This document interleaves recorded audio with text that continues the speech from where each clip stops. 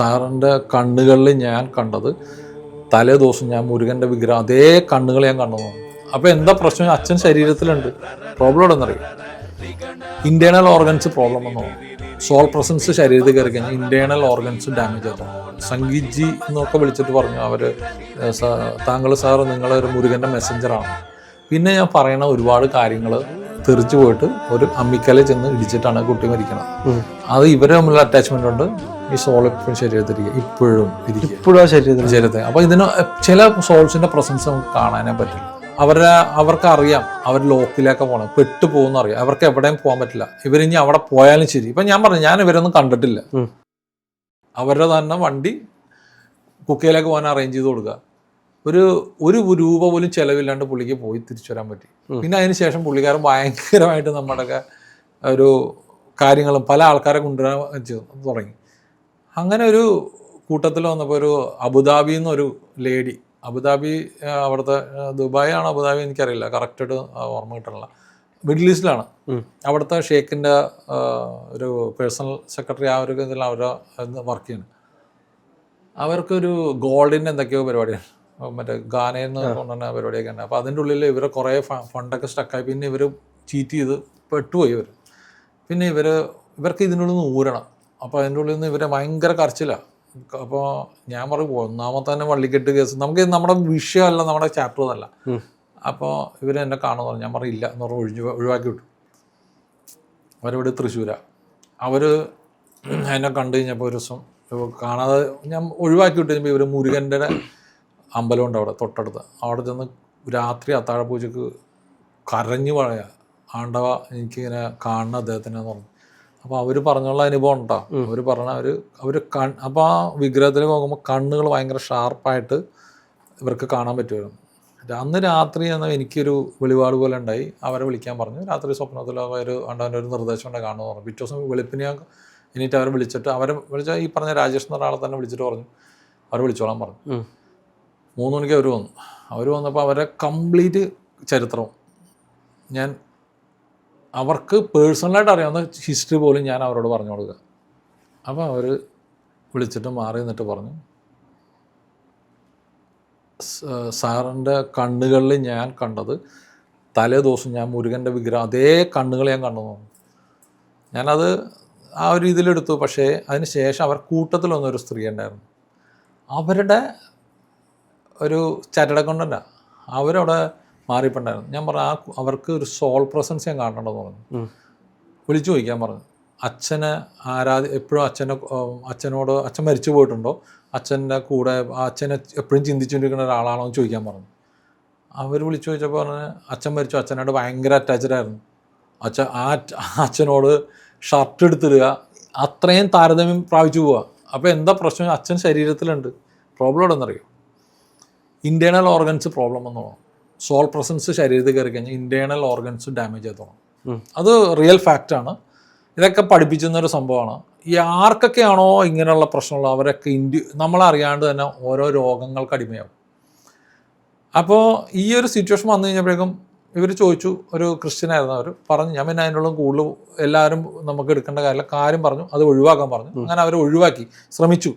പക്ഷേ ഈ അസുഖം പിടിപെട്ട് കുറച്ച് ഡീപ്പായി തുടങ്ങി.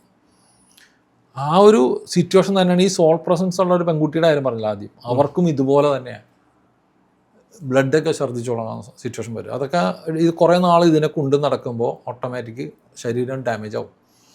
അപ്പോൾ അവരാണ് ഫസ്റ്റ് അവിടെ വെച്ച് എന്നോട് പറഞ്ഞത്, സംഗീത് ജി എന്നൊക്കെ വിളിച്ചിട്ട് പറഞ്ഞു അവർ താങ്കൾ സാർ നിങ്ങളൊരു മുരുകൻ്റെ മെസ്സഞ്ചറാണ്.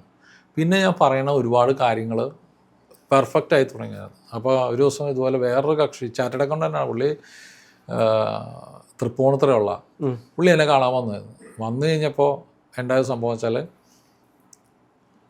എൻ്റെ അടുക്ക മുരുകനായിട്ട് ഒരു കണക്ഷൻ ഇല്ലാത്ത ഒരാളും എൻ്റെ അടുക്ക വരില്ല, എനിക്ക് എടുക്കാനും പറ്റില്ല. അതെന്തോ അങ്ങനെയാണ്. അപ്പോൾ എല്ലാവർക്കും അറിയാതെ. അപ്പോൾ ആ വ്യക്തി വന്നപ്പോഴേക്കും ഞാൻ പറഞ്ഞു, നിങ്ങൾ മുരുകനായിട്ടൊരു കണക്ഷൻ ഉണ്ടല്ലോ. അപ്പോൾ തന്നെ പുള്ളിക്കാരൻ്റെ വീട് തൃപ്പൂണിത്തുറയാണ്, യാതൊരു ബന്ധവുമില്ല ഒരു വ്യക്തിയാണ്. അപ്പോൾ എനിക്കങ്ങനെ പ്രത്യേകിച്ച് അപ്പോൾ പുള്ളി ഇങ്ങനെ കുറച്ച് ബലപ്പെടുത്തൊക്കെ ഉള്ളൂ, എനിക്കങ്ങനെ ആരോടും പ്രത്യേകിച്ച് ഇതൊന്നുമില്ല, ആഭിമുഖ്യമൊന്നുമില്ല എന്നൊക്കെ പറഞ്ഞിട്ട് പുള്ളി എന്നാൽ എല്ലാവരും പ്രാർത്ഥിക്കും എന്നൊക്കെ പറഞ്ഞിരുന്ന.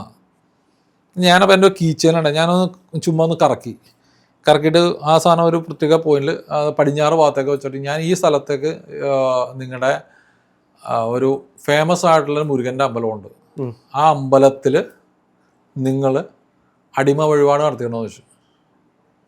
പുള്ളിയുടെ വീട് അവിടെയായിരുന്നു, ജനിച്ച സ്ഥലം. പുള്ളി അടിമ വഴിപാട് നടത്തിയിട്ടുണ്ട് അവിടെ. അതോടുകൂടി പുള്ളി അപ്പോൾ ഇവർ ഈ പറയുന്ന കാര്യങ്ങളോടുകൂടി ആൾക്കാർക്കൊക്കെ മനസ്സിലായി തുടങ്ങി. പിന്നെ അടുത്ത കാര്യങ്ങൾ പുള്ളിയുടെ പ്രശ്നം വെച്ചാൽ പുള്ളി ശാരീരികമായിട്ട് അത്ര സുഖമല്ല. പുള്ളി ഇങ്ങനെയൊക്കെ ബലം പിടിച്ച് പറ്റണല്ലോ, സ്റ്റിഫായിട്ട് പോകണം പുള്ളിയുടെ. അപ്പോൾ ചോദിച്ചപ്പോൾ ഞാൻ മനസ്സിലാക്കിയെന്ന് വെച്ചാൽ ഞാൻ പുള്ളിയോട് ചോദിച്ചു, നിങ്ങളുടെ ചെറുപ്രായത്തിൽ വളരെ ചെറുപ്രായത്തിൽ നിങ്ങളുടെ ബ്രദർ മരിച്ചു വീണെന്ന് വെച്ചു. അപ്പോൾ തന്നെ ഉണ്ട്. അതെങ്ങനെ? അത് ഇതുവരെ പുള്ളി തന്നെ പറയണ്ട്, ഇതുവരെ ഒരു ജോലിച്ചരൊന്നും പറഞ്ഞിട്ടില്ല. എങ്ങനെ മരിച്ചത്? ആക്സിഡൻറ്റ് ഡെത്ത് ആയിരുന്നല്ലേ? അതെ. എങ്ങനെയായിരുന്നു? ഊഞ്ഞാൽ ആടിക്കൊണ്ടിരിക്കുകയായിരുന്നു ഇവർ രണ്ടുപേരും. ഊഞ്ഞാൽ തൊട്ടിട്ട് തെറിച്ച് പോയിട്ട് ഒരു അമ്മിക്കല ചെന്ന് ഇടിച്ചിട്ടാണ് കുട്ടി മരിക്കണത്. അത് ഇവരെ തമ്മിലുള്ള അറ്റാച്ച്മെൻ്റ് കൊണ്ട് ഈ സോൾ ഇപ്പോഴും ശരീരത്തിരിക്കുക, ഇപ്പോഴും ശരീരത്തിൽ. അപ്പോൾ ഇതിന് ചില സോൾസിൻ്റെ പ്രസൻസ് നമുക്ക് കാണാനേ പറ്റില്ല. ഇപ്പം നമ്മളിപ്പോൾ പറഞ്ഞില്ലേ, ചില അമ്പലങ്ങളിലൊക്കെ ചെന്ന് കഴിഞ്ഞാൽ ഇവരെന്ത് ചോദിച്ചാൽ ഇവർ മാറിയിരിക്കും, ശരീരത്തിൽ നിന്ന് മാറിയിരിക്കും. പിന്നെ അവർ നോർമൽ പേഴ്സണാലിറ്റിയാണ്. എവിടെയാണ് ഇത് പ്രശ്നം ഐഡൻറ്റിഫൈ ചെയ്യാൻ പറ്റുന്നത് വെച്ചാൽ നല്ല പവർഫുൾ ആൾക്കാരുടെ മുമ്പിൽ ചെന്ന് കഴിഞ്ഞാൽ അവർക്ക് രക്ഷപ്പെടാൻ പറ്റില്ല. അറിയാൻ പറ്റും. ഇപ്പം അതിനുള്ള ഞാൻ പറഞ്ഞത് അവർക്ക് ലോക്കായി പോകും. ക്ഷേത്രത്തിൽ ചെല്ലുമ്പോൾ ആ ബോഡിയിൽ നിന്നും മാറി നിൽക്കാൻ പറ്റും. പിന്നീട് മറ്റൊരാൾ അപ്പോൾ അത്രയ്ക്ക് പവർഫുൾ ഒരാളുടെ മുന്നിൽ ചെല്ലുമ്പോഴും അവർക്ക് മാറി നിൽക്കാൻ പറ്റില്ല. കാരണം അത് ക്ഷേത്രത്തിലേക്ക് ചെല്ലുന്ന സമയത്ത് ഇത് ഇവർക്ക് അറിയാം, ഇത് അമ്പലത്തിലൊക്കെ പോകണമെന്ന്. ഒരു ആക്സിഡൻ്റൽ മീറ്റിംഗ് ആണ്, കുറച്ച് നമ്മൾ ചെന്ന് സംസാരിക്കുന്ന സമയത്താണെന്നുണ്ടെങ്കിൽ അവർക്കറിയാം അവർ ലോക്കിലേക്ക് പോകണം, പെട്ടു പോകുന്ന അറിയാം. അവർക്ക് എവിടെയും പോകാൻ പറ്റില്ല. ഇവരിനി അവിടെ പോയാലും ശരി. ഇപ്പം ഞാൻ പറഞ്ഞു, ഞാൻ ഇവരൊന്നും കണ്ടിട്ടില്ല, എനിക്കറിയില്ല, ഞാൻ ഇവരെ കണ്ടിട്ടില്ല. ഞാൻ ഈ പറഞ്ഞ ഒരു സ്ത്രീയെനോ ഒരാളെയും ഞാൻ കണ്ടിട്ടില്ല. പക്ഷേ ഇല്ലേന്ന് ചോദിച്ചാൽ ഇവരുണ്ടെന്ന് പറയും. അത് ഉണ്ടെന്ന് പറഞ്ഞു കഴിഞ്ഞാൽ ദേ ആർ ചെക്ക് വെക്കണ പോലെയായി. ഒരു കണ്ടുപിടിച്ച് കഴിഞ്ഞിട്ട് നമ്മൾ ചെസ് കളിക്കുമ്പോൾ ചെക്ക് വെക്കില്ല, അതുപോലെ ലോക്കാവും അവർ. പിന്നെ അത് കാര്യങ്ങൾ ആണ്ടവൻ്റെ അടുത്തേക്ക് കൊടുത്തു കഴിഞ്ഞാൽ ആ കേസ് കറക്റ്റാണ്, ഒന്നും സംസാരിക്കാനില്ല. കാര്യം അദ്ദേഹം ഇനി എന്താണെന്നുള്ളത്, മുരുകൻ എന്താണെന്നുള്ളത് ഇനി അറിയണം. മുരുകനെക്കുറിച്ച് ഇനി നമുക്ക് പറയേണ്ടത് ഹീസ് എന്താ പറയുക, കിങ്ങാണ്. കിങ് എന്ന് വെച്ചിട്ടുണ്ടെങ്കിൽ നമ്മളെ ഉദ്ദേശിക്കുന്ന, അപ്പോൾ എല്ലാവരും സംസാരിക്കുമല്ലോ എന്താണ് മുരുകൻ എന്ന് വെച്ചാൽ.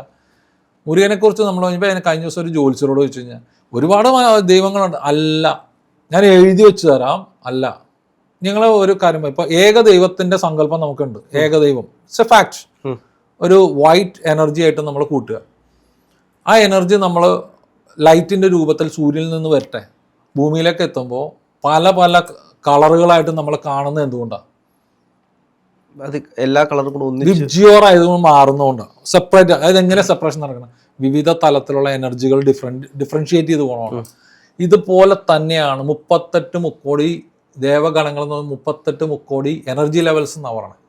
അതിൻ്റെ ഉള്ളിൽ പ്രമുഖനാണ് ഈ പറഞ്ഞ ആണ്ടവൻ. അതിനെക്കുറിച്ച് പറയണമെന്ന് വെച്ചാൽ ഇന്നലെ കൂടി നമ്മൾ കമ്മ്യൂണിക്കേറ്റ് ചെയ്യുമ്പോൾ കിട്ടുന്ന എൻ്റെ ആൻസറുകളുണ്ട്. ഞാൻ ആരോടും ശരിയെന്നോ തെറ്റെന്നോ പറയാനില്ല, എനിക്ക് കിട്ടുന്ന ആൻസറുകൾ മാത്രമാണത്.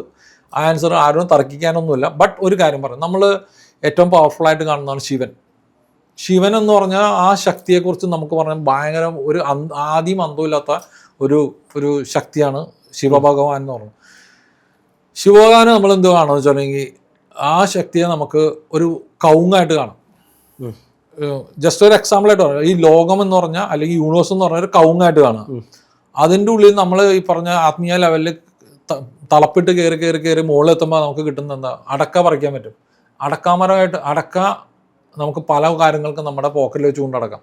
പക്ഷെ ഒരിക്കലും അടക്കാമരം കൊണ്ടടക്കാൻ പറ്റില്ല എന്ന് പറഞ്ഞാൽ ശിവഭഗവാൻ എന്ന് പറഞ്ഞാൽ ആ ആരാധനക്രമത്തിൻ്റെ വളരെ ക്രീമി ലെയറാണ് ആണ്ടവൻ.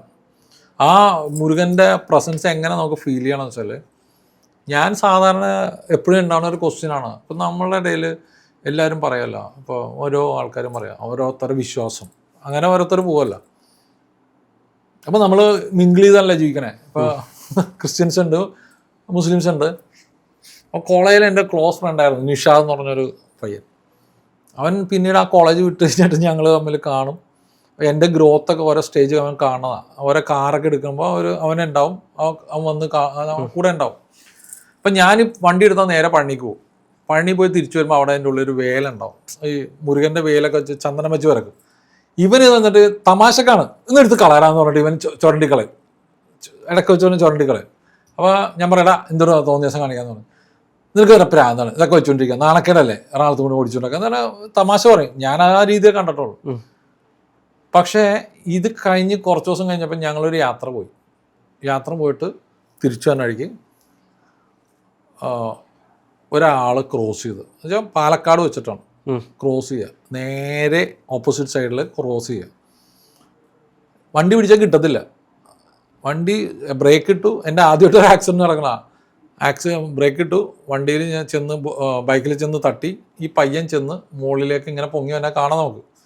പൊങ്ങി വന്ന് വീഴുന്നത് ഇപ്പം നിഷാദിനും അറിയാത്, നേരെ ഈ വെയിൽ വരച്ച് വെച്ചേക്കുന്ന സ്ഥലത്താണ്. അതിങ്ങനെ അത് മാത്രം താങ്ങി നിർത്തിയേക്കുക. ഇതിൻ്റെ മുകളിൽ നിന്ന് 1 ഇഞ്ച് മുകളിലേക്ക് പോയി കഴിഞ്ഞാൽ ഹെൽമെറ്റൊന്നും അല്ല, മുകളിലേക്ക് പോയി കഴിഞ്ഞാൽ ആ വിൻഡ് ഷീൽഡില്ലേ അത് ഇരുമ്പിൻ്റെ അവിടെ വന്നു കഴിഞ്ഞാൽ ആള് പോക്കാം. അടിയിലേക്ക് പോയാലും എവിടെ കൊണ്ടാലും പോക്കാം. ഇത് പണ്ടാരണ്ട് പറഞ്ഞല്ല നമുക്ക് ആ ഫോട്ടോ കണ്ടറിയാം. അത് ചില്ലിങ്ങനെ താങ്ങി നിൽക്കില്ലേ, അതുപോലെ. ഹോസ്പിറ്റലിൽ കൊണ്ടുപോയി അവനെ ചെന്ന് കഴിഞ്ഞപ്പോൾ അവന് വണ്ടിക്ക് ഇൻഷുറൻസ് ഇല്ല, വണ്ടിക്ക് ഒന്നുമില്ല, ഒരു കാര്യങ്ങളും ഇല്ല, അവന് ലൈസൻസ് ഇല്ല, ഒന്നുമില്ല. പക്ഷേ നമ്മളുടെ കയ്യിൽ നിന്ന് ഒരു പ്രോബ്ലം വന്നപ്പോൾ അത് എൻ്റെ വിശ്വാസമാണ് ഈ സാധനം ഇങ്ങനെ താങ്ങിയത്. അതിനുശേഷം അവനും ഈ പറഞ്ഞ പോലെ ഭയങ്കര വിശ്വാസമാണ്. ഈ വിശ്വാസം ഉണ്ടാവണ ഓരോ സാഹചര്യം കൊണ്ടാണ്. അത് ഇപ്പോഴും അവൻ നമ്മളെ നീ പോയില്ലെന്ന് ചോദിക്കും. ആ ഒരു മൂടാ കാര്യം. നമുക്കൊരു തട്ടിയുടെ നീ പഴനി പോയില്ലെന്ന് ചോദിക്കും. അപ്പോൾ ഞാൻ പറഞ്ഞു നമുക്കും ബിസിനസ്സിൽ പല അപ്പ് ആൻഡ് ഡൗൺസ് ഒക്കെ ഉണ്ടാവുമല്ലോ. അപ്പോൾ അങ്ങനെ പോയില്ലെന്ന് ചോദിക്കും. അപ്പോൾ ആ ഒരു റിലേഷൻ, ഇപ്പോൾ ഈ മുരുകനായിട്ടുള്ള റിലേഷൻ ചോദിച്ചത് കൊണ്ട് പറഞ്ഞാൽ ഓരോ കാലഘട്ടങ്ങൾ ഇങ്ങനെ പോയി ലാസ്റ്റ് നമ്മൾ ഒരു കാലഘട്ടത്തിൽ പല കാര്യങ്ങളും ആൾക്കാർ എന്നെക്കുറിച്ച് കണ്ട് മനസ്സിലാക്കാൻ വേണ്ടി ചില ആൾക്കാർ ഒന്ന് പറയും. ഇപ്പോൾ അങ്ങനെ ഒരു JVJ കൺസ്ട്രക്ഷൻ എന്ന് പറഞ്ഞിട്ട് ഒരു അദാനി പോർട്ടിൻ്റെ ഉള്ളിൽ ഒരു കൺസ്ട്രക്ഷൻ കമ്പനി സ്റ്റാർട്ട്, ജോസഫ് എന്ന ഒരാളാണ് ചെയ്തത്.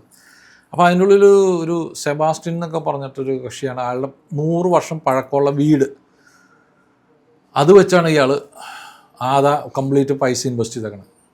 ഈ സെബാസ്റ്റ്യൻ ചേട്ടൻ എന്ന് പറഞ്ഞത് മോളുടെ കല്യാണത്തിന് 20ാമത്തെ വയസ്സിലാണ് ഈ പൈസ ഇൻവെസ്റ്റ് ചെയ്യണത്. 25ാമത്തെ വയസ്സ് തിരിച്ചു കൊടുക്കാമെന്ന് പറഞ്ഞാൽ 25 വയസ്സായിട്ടും പുള്ളിക്കാരൻ പൈസ തിരിച്ചു കൊടുത്തിട്ടില്ല. പക്ഷേ അദാനിയുടെ ഓരോ വർക്ക് എടുത്ത് ഇയാൾ ഫേമസ് ആയിക്കൊണ്ടിരിക്കുക. 25ാമത്തെ വയസ്സ് എത്തുമ്പോഴേക്കും പുള്ളിക്കാരൻ ഫ്ലോപ്പായി, പിന്നെ ബിസിനസ് ഫ്ലോപ്പായി, പ്രോബ്ലമായി. അപ്പോൾ ഇവരെന്നോട് പറഞ്ഞു ഒന്ന് കാണാൻ പറഞ്ഞു. അങ്ങനെ വന്ന് ഞങ്ങളൊന്ന് ചെന്ന് അദാനിയുടെ പോർട്ടിൽ ചെന്നു.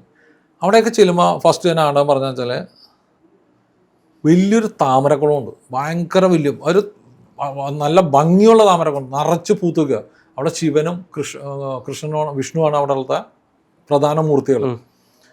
അവരുടെ നമ്മളെ വീട്ടിൽ നല്ല ഇഷ്ടപ്പെട്ടൊരു പൂന്തോട്ടം നശിപ്പിച്ചെന്ന് പറ്റും, ദേഷ്യം വരും. ഇതേ ദേഷ്യം ഇവിടെ വന്നു. ഈ ദേഷ്യം ഇവരെ ബിസിനസ്സും ബാധിച്ചു. ഞാൻ പറഞ്ഞു നിങ്ങളെ പരിഹാരം വെക്കാൻ പറഞ്ഞു. അത് അവരോട് തന്നെ അപ്പോൾ ജോസഫ് എന്ന് പറഞ്ഞ പുള്ളിക്കാരൻ എല്ലാം റെഡിയായി കഴിഞ്ഞിട്ട് പുള്ളിക്ക് അപ്പം തന്നെ ഞാൻ പറഞ്ഞ ആ കാര്യങ്ങളുടെ ശേഷം ഞങ്ങൾ അദാനിയായിട്ട് സംസാരിച്ചപ്പോൾ 1,30,00,000 രൂപ അപ്പം തന്നെ സാങ്ഷനായി. വട്ടപലിശക്ക് എടുക്കാൻ നിന്ന ടീമാണ്. അതെങ്ങനെയാണ്? അത് ഇവർക്ക് പൈസ ഹോൾഡ് ചെയ്ത് വെച്ചേക്കായിരുന്നു. പല പല കാര്യം കൊണ്ട്, കൺസ്ട്രക്ഷൻ നടക്കാത്തതുകൊണ്ടും ഇവരുടെ പല വിഷയം കൊണ്ടും 3,50,000 രൂപ ഹോൾഡ് ചെയ്ത് വെച്ചേക്കായിരുന്നു. അപ്പം പിന്നീട് ഈ കാര്യങ്ങളൊക്കെ ചെയ്ത ശേഷം ഇവരോട് എന്താണ് ചെയ്തത്? ഇപ്പോൾ 2 പാലം അദാനിയിൽ നിന്ന് വരുന്ന മെയിൻ ഇതിലേക്ക് ഈ താമരക്കുളത്തിന്റെ നടുക്കാണ് പൈലിംഗ് വന്നേക്കണത്. ഈ ഇതിന്റെ കാല് വന്നേക്കണത് താമരക്കുളത്തിന്റെ നടുക്ക. അപ്പൊ ഇവര് ചെയ്യേണ്ടതെന്ന് വെച്ചാൽ ഈ താമരക്കുളം എങ്ങനെ ഡാമേജ് ആയെന്ന് വെച്ചാൽ ഈ പൈലിംഗ് കഴിഞ്ഞ ശേഷം ഇതിന് കോൺക്രീറ്റിന്റെ വേസ്റ്റ് ഉണ്ട്, അത് റിമൂവ് ചെയ്യണം. അത് ഇവർ റിമൂവ് ചെയ്തില്ല.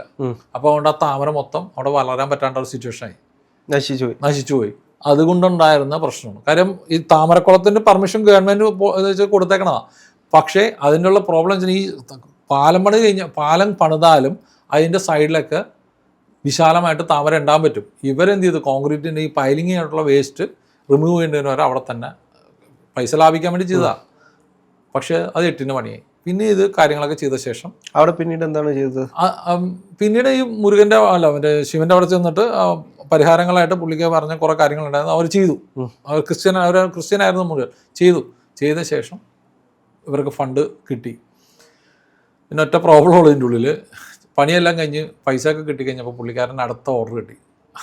നമ്മുടെ ഗുജറാത്ത് ടു മുംബൈ ബുള്ളറ്റ് ട്രെയിനിൻ്റെ വർക്ക് ഓർഡർ കിട്ടി പുള്ളിക്കാരൻ. അപ്പോൾ ഈ സ്ഥാപനം മൊത്തം ഒറ്റക്ക് വേണമെന്നുള്ള ചിന്തയായി.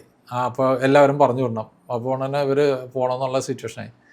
അത് ചെയ്യണത് കൊള്ളാം. പക്ഷെ അപ്പോൾ നമ്മൾ പോണ സമയത്ത് ഞാൻ പറഞ്ഞു നന്ദി പറഞ്ഞിട്ട് പോകണം അവിടെ ചെന്നിട്ട്. അല്ല ഞങ്ങൾ അവിടെ നിന്ന് പിരിഞ്ഞു പോയല്ലേ പോകണമെന്ന് പറഞ്ഞു. എനിക്കിതിലൊന്നും വിശ്വാസമില്ല, ഞാൻ നിർത്തിപ്പോവാം, ഞാനൊന്നും പറ്റുന്നില്ല എന്ന് പറഞ്ഞു. ഞാൻ പറഞ്ഞ് സെബാസ്റ്റ്യൻ ചേട്ടാ ഇയാളെ കൊണ്ട് പറയിപ്പിക്കാം. സെബാസ്റ്റ്യൻ ചേട്ടൻ വരാൻ ചൂടായി. അത് ചൂടായി കഴിഞ്ഞ ശേഷം പുള്ളിക്കാരൻ സമ്മതിച്ചില്ല, എന്ത് ചെയ്താൽ സമ്മതിക്കില്ല. അവസാനം ഓട്ടോമാറ്റിക്കായിട്ട് ഈ സ്ഥാപനം പിന്നെ പഴയ കണ്ടീഷനിലേക്ക് പോയി. വർക്ക് ഫിനിഷ് ചെയ്യാൻ പറ്റാത്ത ചെയ്ത കാര്യങ്ങളിലൊക്കെ പിന്നെ കുറേ വന്നു. പിന്നെ അത് പ്രശ്നങ്ങളായി. പിന്നെ ഫണ്ട് ഹോൾഡ് ചെയ്തു.